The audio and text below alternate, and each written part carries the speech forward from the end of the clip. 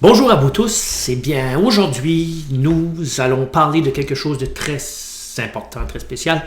C'est le cadeau. Le grand cadeau de la... Le grand cadeau de la partie perdue aux échecs.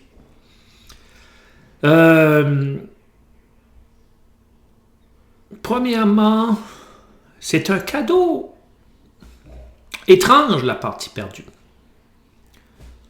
Parce que c'est un cadeau parfois qui fait mal. Oui.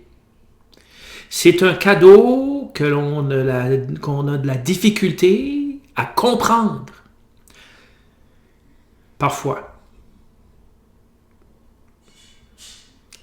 Puis, c'est un grand cadeau, par exemple, si on l'utilise pour avancer et non pour rester sur place.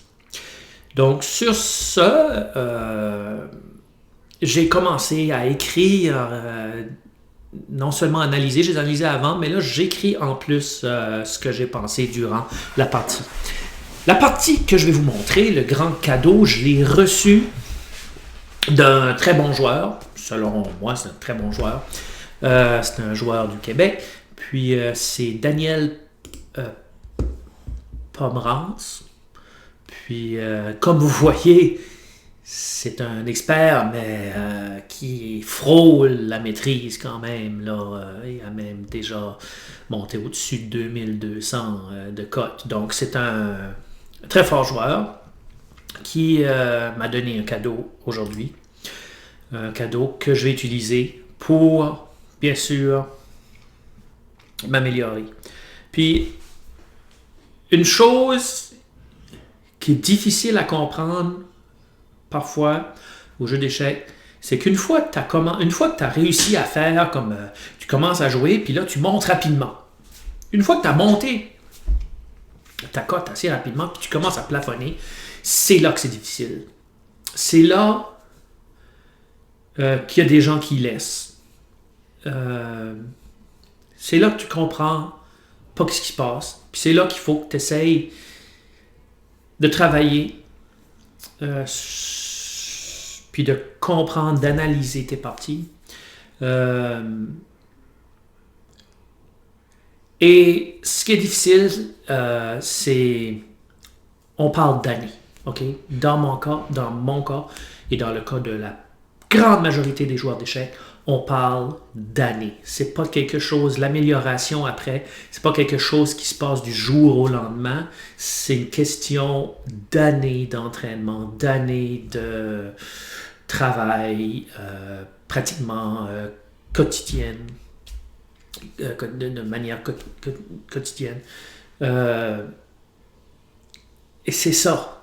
Même si tu sens que tu es très proche d'un autre niveau, c'est très possible même que ça prenne plusieurs années avant de s'y rendre. Mais ce qu'il faut se dire, c'est que la seule manière qu'on se rendra pas où est-ce qu'on veut se rendre, c'est si on arrête d'essayer. Alors, regardons la partie. J'avais les noirs. Daniel avait Pomerance avait les blancs, bien sûr. Puis, je savais déjà, j'avais regardé un peu, puis je savais déjà qu'il jouait la Caro-Kann. Avec les noirs, bien sûr. Puis, j'étais curieux de voir qu'est-ce qui allait jouer avec les blancs contre la Caro-Kann. Donc, j'ai joué la Caro-Kann. OK, avancé. J'ai joué là. Ici, ça me tentait un petit peu de jouer C5, mais bof, non, je voulais juste 6. Puis là, fou A2. OK. C'est comme la variante short ou quelque chose comme ça. Je ne suis pas certain. Là. Donc, C5. OK. Qui est probablement habituel. Fou E3. Et dame B6. Bon. OK.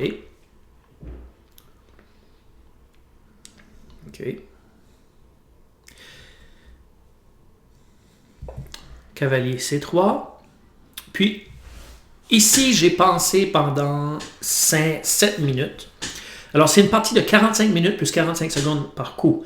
Mais je dois dire que c'est quand même une cadence. C'est une bonne cadence, mais c'est relativement rapide quand même. Mais c'est beaucoup mieux que d'autres sortes de parties que je joue en ligne. Mais je trouve que je prends beaucoup de temps. C'est la deuxième partie de suite que je prends du temps. Et cette partie ici, j'ai pris du temps sur des coups que j'aurais pas vraiment vu. Alors ici, par exemple, moi je trouve... Vois-tu, je suis pas un expert incroyable dans les ouvertures de partie. Je connais des choses, il y en a que je connais pas. Puis ici, je voyais que le pion B2, je pouvais le prendre. Puis, ça me tentait.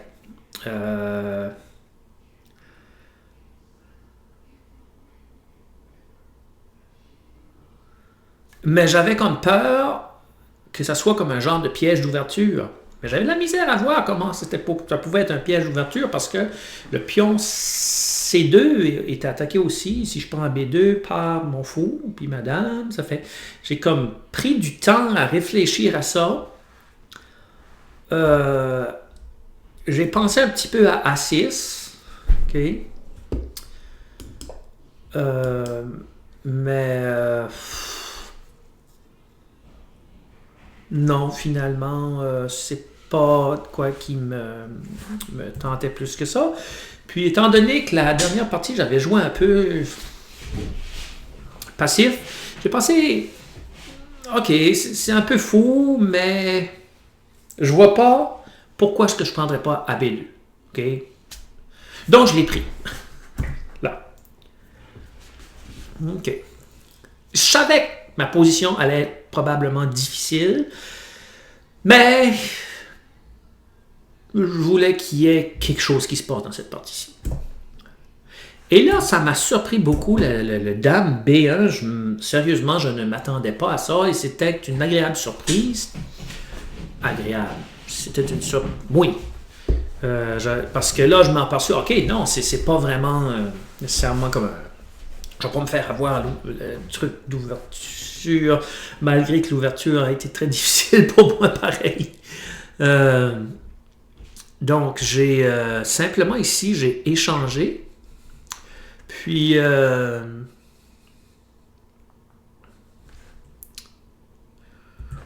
j'étais content d'échanger.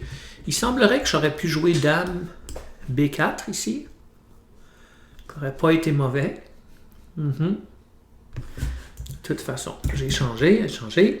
Puis là, ici, c'est très intéressant. Puis, juste en passant, l'échange, ça m'a pris 5 minutes à aller pour l'échange. Parce que...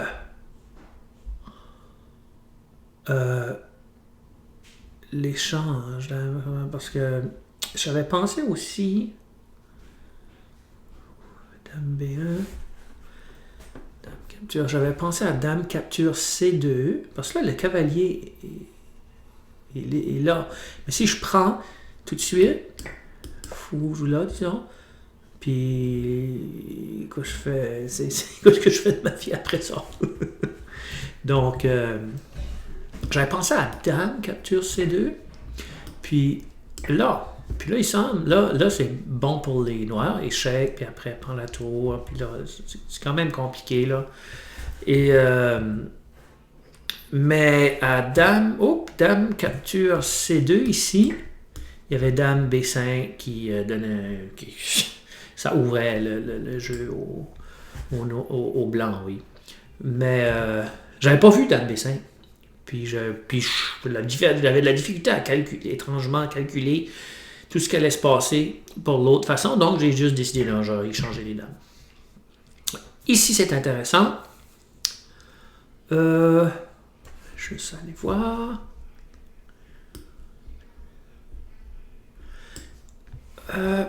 Ici, j'ai joué B6 presque automatiquement. Mais à bien y penser, c'est... oups. C4 aurait été beau. J'ai gardé, mais pas assez. Parce que moi, je me disais C4, ok, il prend mon pion, qu'est-ce que je fais après? T'sais. Mais c'est que j'attaque son pion C2 encore. Okay? Puis mon cavalier, contrairement à l'autre façon, va sortir à C6 à un moment donné. Puis en plus, ce que je vois maintenant, comme ma paire de fous semble plus forte que la sienne. OK? Ça aurait pu être une possibilité. Ici, c'est intéressant, il mentionne, ils disent roi D1 pour protéger le pion. Disons, c'est pas de toute beauté, mais ça aurait été le coup. Roi D2, là, fou B4 aurait été bien pour moi. Donc, mais j'ai presque joué sérieusement automatiquement à B6. Je pensais que c'était pas mal le coup à jouer. Alors, prends.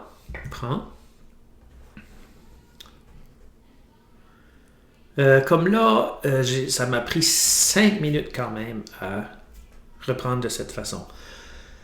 Pourquoi prendre autant comme s'il n'y avait pas d'autres choses à faire? C'est quoi ce que je faisais? Ma gestion du temps, je trouve, à cette cadence-là, n'est pas la gestion la plus championne du monde. Je suis inscrit dans un autre tournoi où est-ce que le temps va être encore plus long. Alors j'ai hâte de voir qu'est-ce que ça va donner parce que j'ai quand même eu de très bonnes parties contre de très bons joueurs. De bonnes parties contre de très bons joueurs. Alors B4 sur C5 et la tour va. Ici j'ai joué D4. J'aimais pas A6. L'ordinateur suggère A6, mais j'aimais D4 parce que je trouve que ça complique un peu le jeu. Puis c'est plus flyé, plus ambitieux. Cavalier G5. OK. Et là, ça m'a pris... Comme j'aimais pas vraiment la position si tant que ça, mais je croyais quand même dans mes chances. Si mon temps justement filait rapidement, puis ici, ça m'a pris 11 minutes à choisir le prochain coup. Puis, je trouve que j'ai pas été efficace dans la manière que je pensais parce que je sautais comme d'une ligne à l'autre, puis jusqu'à ce que je choisisse mon coup. Mais j'ai joué cavalier H6. Oups.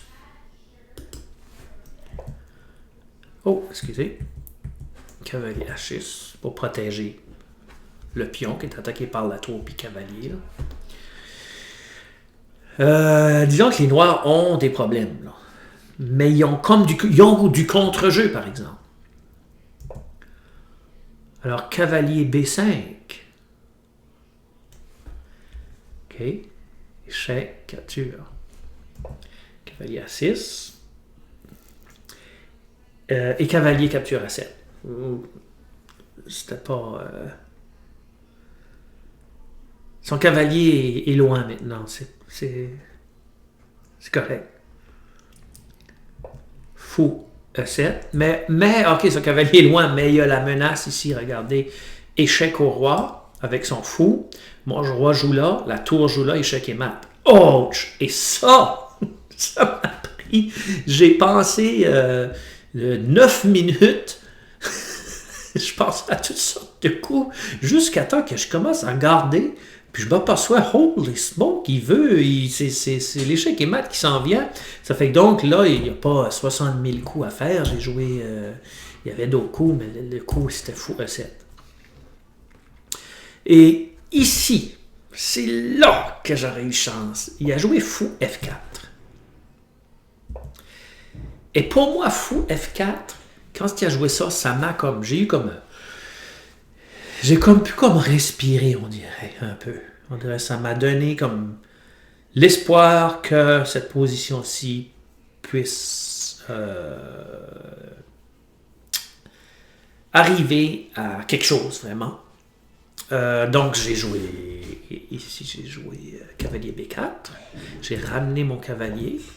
Puis j'empêchais... Oups! Cavalier, minute...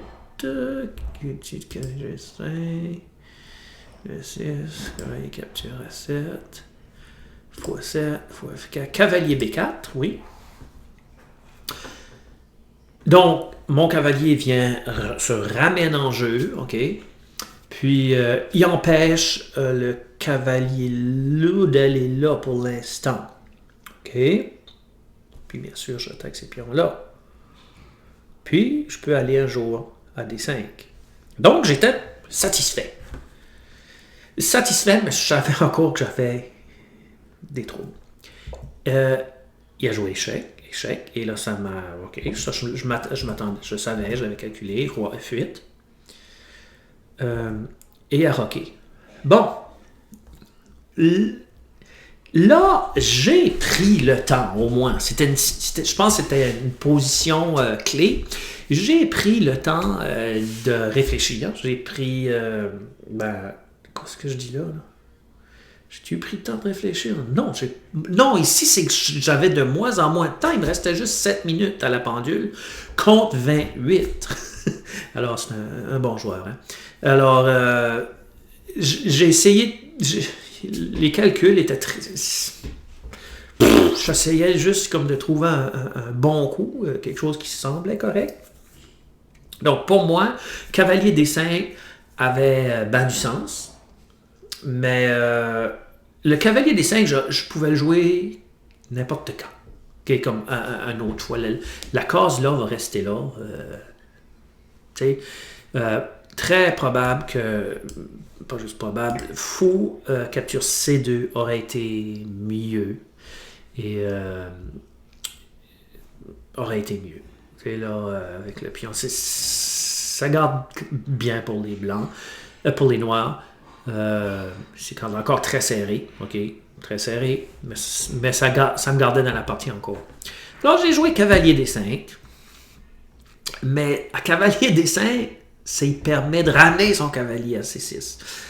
Ça aussi, c'est une affaire qui attaque 2 fois mon fou, mais il est protégé par le cavalier.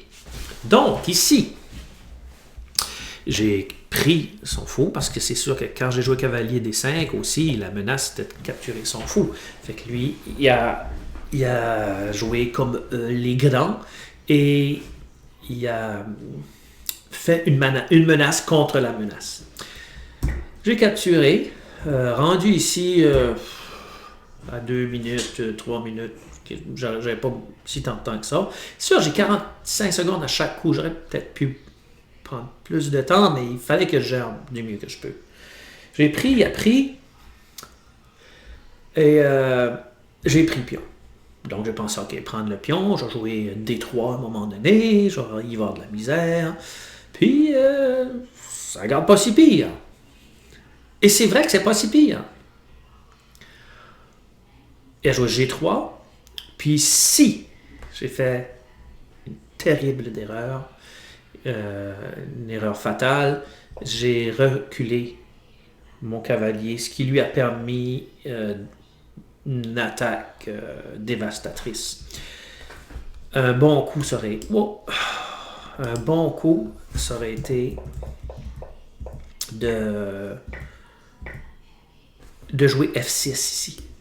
F6 aurait été ici. Non, ici, excusez. F6 aurait eu du bon sens ici. F6, capture. Ça aurait été compliqué encore, mais j'aurais encore été dans la partie. Tandis que le coup que j'ai joué cavalier D5, je n'ai vraiment pas fait attention vraiment à la sécurité de mon roi.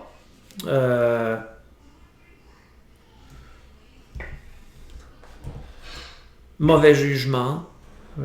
Avant de jouer ça, j'aurais dû... Difficile. Capture. Et là, bien joué de la part de mon adversaire, vraiment. Il l'a vu tout de suite. Et là, c'est terminé. C'est ça. Échec qui m'attend. C'est ce qui s'en vient. Donc, et là, je me suis demandé, OK, ça c'était grave. Ceci, j'aurais dû être capable de voir ça. Peut-être pas avec le temps qui me restait, par exemple. Ça, c'est une grosse affaire. On calculera après, là, mais si je regarde, est-ce que, comme ce coup-ci, cavalier des 5, est-ce que j'aurais pu...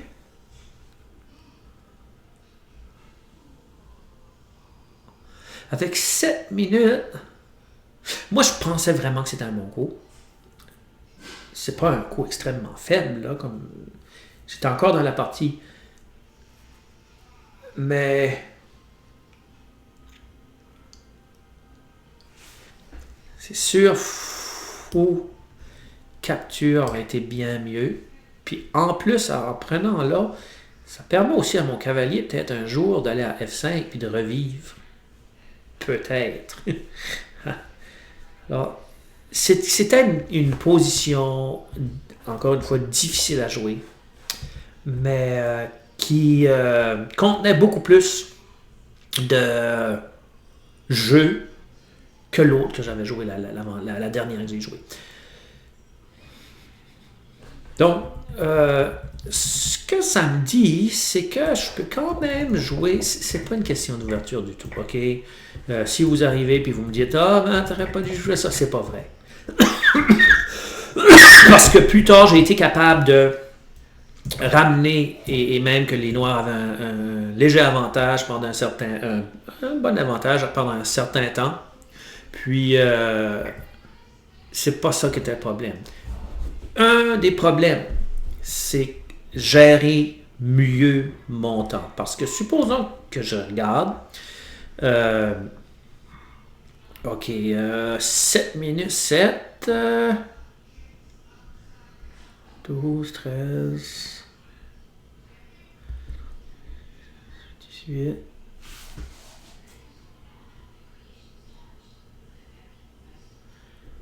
29. Ok, jusqu'à ça, j'ai pris 29, 36. 36 minutes sur 6 coups. Non. Non. Puis il y a des coups que j'aurais pu jouer beaucoup plus rapidement. C'est certain que de la manière que j'ai joué au début, je savais qu'en prenant le pion B2, ici, que j'allais avoir du travail à faire. OK? Ouais. Mais je regrette pas. C'était bien. Moi, je vais analyser aussi moi-même un peu cette ouverture, juste pour être certain que la prochaine fois que je fais quelque chose d'autre, malgré... J'étais satisfait avec ça, c'est ça. Donc, merci à du cadeau. C'est difficile quand même parce que c'est des années. Je suis pas en train de reculer, ça je sais. C'est des années, je vais vers l'avant. Alors, merci beaucoup à tous. Puis, la seule façon qu'on se rendra pas, c'est si on arrête. À la prochaine, Hub City Chess.